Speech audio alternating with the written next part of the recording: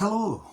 The book I'm going to review tonight is called Zombie by Joyce Carol Oates.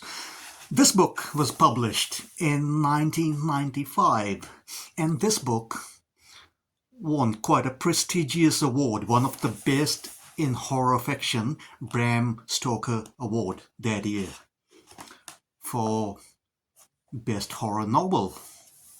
And it's also called Superior Achievement in Horror in 1995. So this book is quite dark and disturbing, and it's not very long. It's quite a it's like a novella, and it's only about 180 pages long. You can finish this book in one sitting.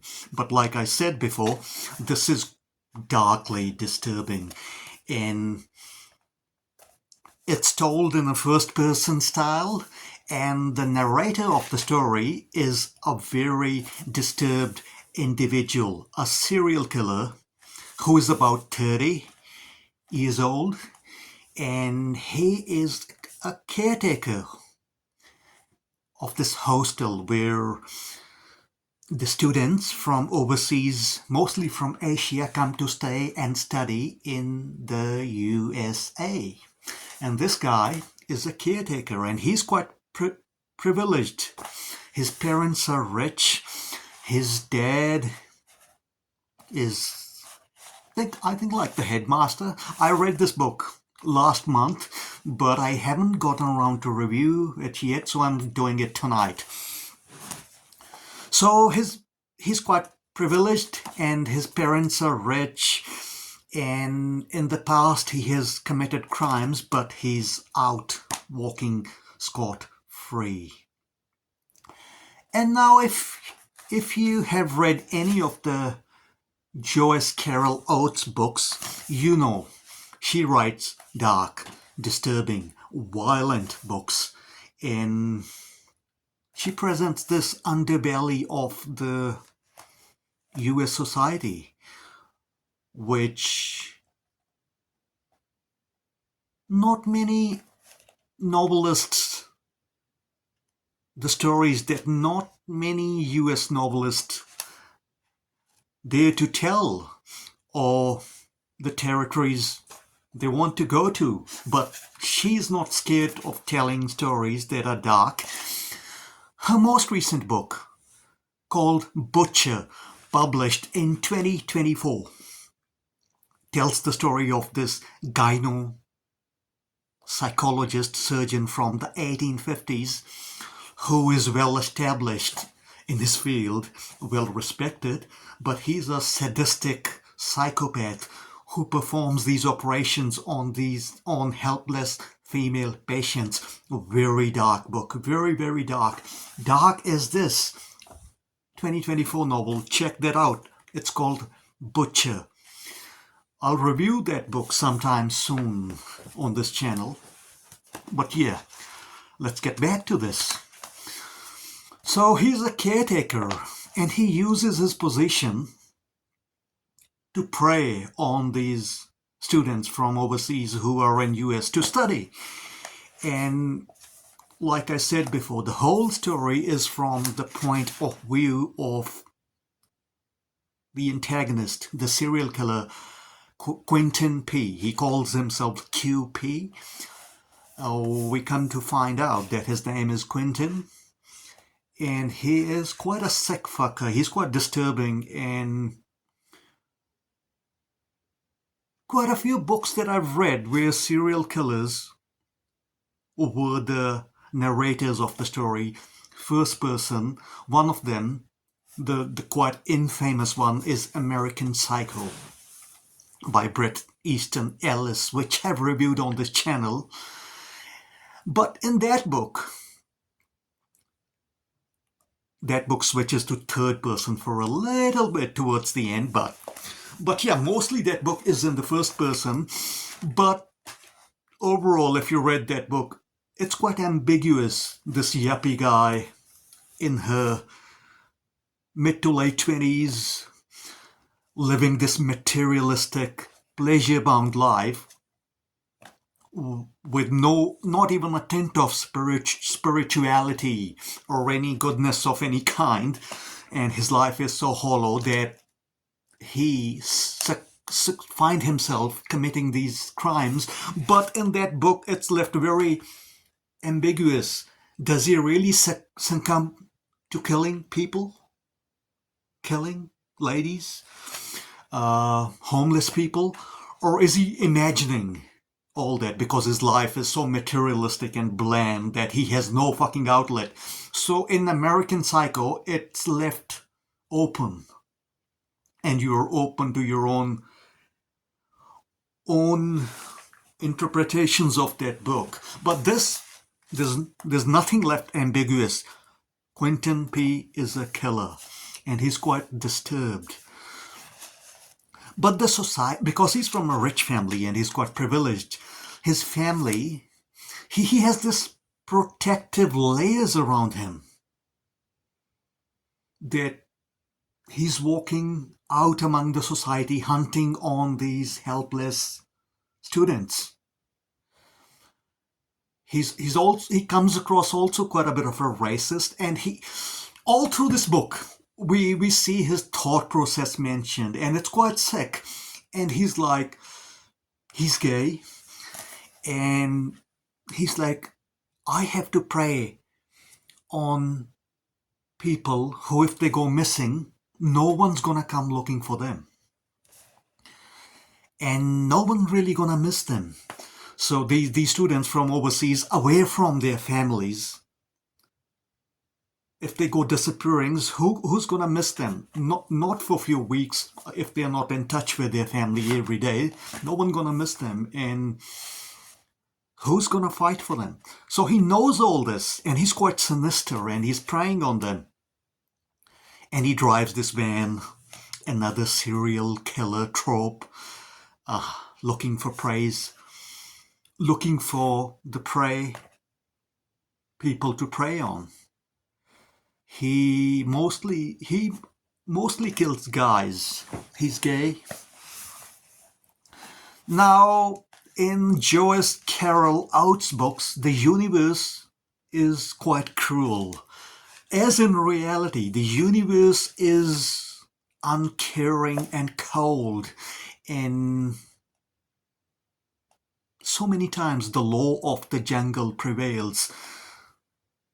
In that sense, Joyce Carol Oates' books are very dark, they're very cold, and you basically have the predators and the preys.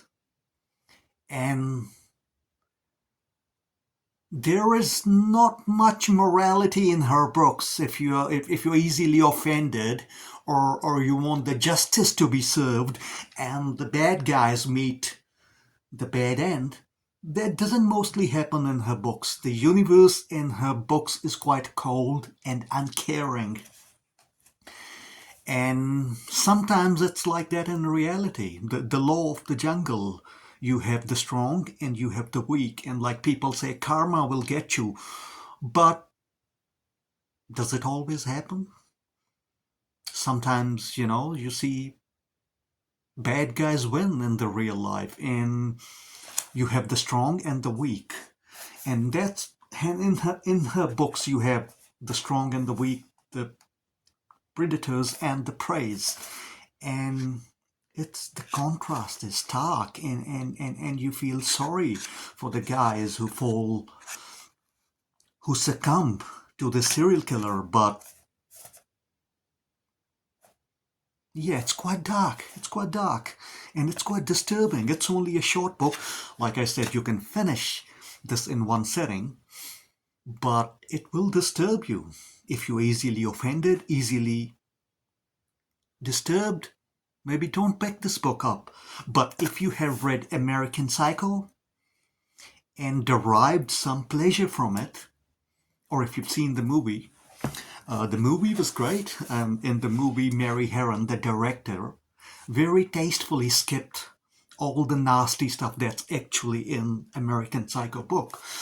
Or if you have read another book quite a famous book written from a perspective of a serial killer in first person is late Ian Banks' The Wasp Factory. That's a great book. I highly recommend that. That book is disturbing, but not as much as this one here, Zombie. So the bad guy, the antagonist, Quentin P, has this lifelong dream to make a zombie. Not a zombie like in a zombie horror movie kind of sense, but a zombie more like in a lobotomy kind of sense. He wants to find a perfect guy for him, lobotomize him, and keep him in his dungeon, and basically a zombie, lobotomized zombie, who will worship Quentin. That's his dream. It's quite fucking sick. And he drives around his van. And all through this, we come to know the inner workings of his mind and what he thinks. And it's quite disturbing. I know I'm repeating myself, but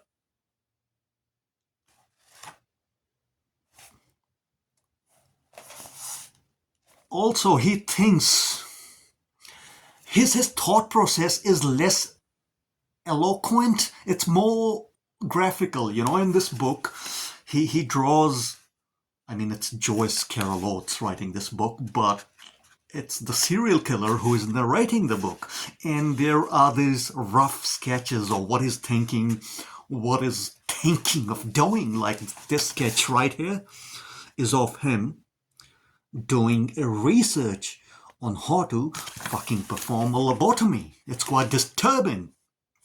Reminds me of Session 9, one of my favorite movies.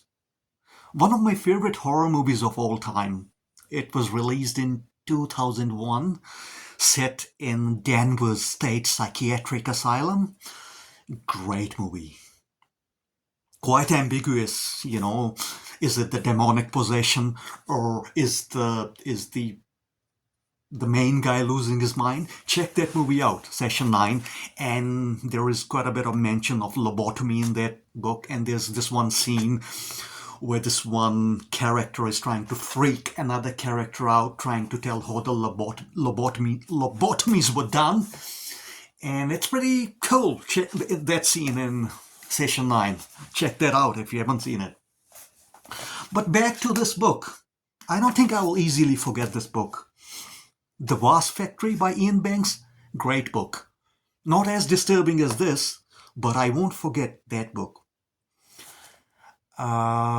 American Psycho, that's fucking disturbing book. Almost at the level of this book. So as the story progresses towards the end, Quentin, the bad guy, the antagonist, comes across this teenager who is about 15, and Quentin is like, wow, that's my zombie. He's perfect. He's stunning. Physically he's stunning, and I'm gonna make him a zombie. And he gets totally obsessed by this boy, and he calls him Squirrel, and it's quite disturbing. It's very disturbing. And this boy, Squirrel, which Quentin calls him Squirrel, works at a restaurant, and he works at a restaurant for 3 days, and Quentin starts following him to abduct him and then take him to his basement where this hostel is, where he's the caretaker, and then lobotomize him and turn him into a zombie. But before doing that, he has to capture him, and he starts following him around in his van. And those scenes are really creepy, and he's like obsessed with this boy who he calls him Squirrel. He's obsessed with Squirrel, and he's trying to find the opportunity to abduct him and take him and zombify him. he tries to zombify quite a few guys in this book, and he fails. As he is driving his zombifying tool into their brains, they are either dying or just becoming numb, and he has to dispatch the bodies, and he's quite disappointed that why the fuck I'm not able to make a zombie. I've done all my research on how to make a zombie. He basically wants a slave that will worship him like a god he is, Quentin. And I feel like Quentin P. is based on Jeffrey Dahmer, one of the most notorious serial killer there ever was. I think there was a Netflix series a couple of years ago. I never got around to watching it. But also, I think it's also an amalgamation of another serial killer, Ted Bundy, a bit. But mostly Jeffrey Dahmer. Yeah. So, some aspects of this book are derived from real-life serial killers, mostly Jeffrey Dahmer, and to an extent, Ted Bundy. Yeah, how would I rate this? I would rate this solid 8. I mean, this book won Bram Stoker Award for the best horror novel for 1995. Sometimes that award's given out to books that are dud, but mostly the books they pick to give that award to are pretty solid, and this is one of those solid books. And check this out. Have you read this book? Have you read any other books by Joyce Carol Oates? Great author, one of my favorites. Joyce Carol Oates, one of the greatest authors, greatest horror authors. Is there any book that you would like me to review? Please leave the title of the book in the comments section, and I will get to that book sometime in the near future.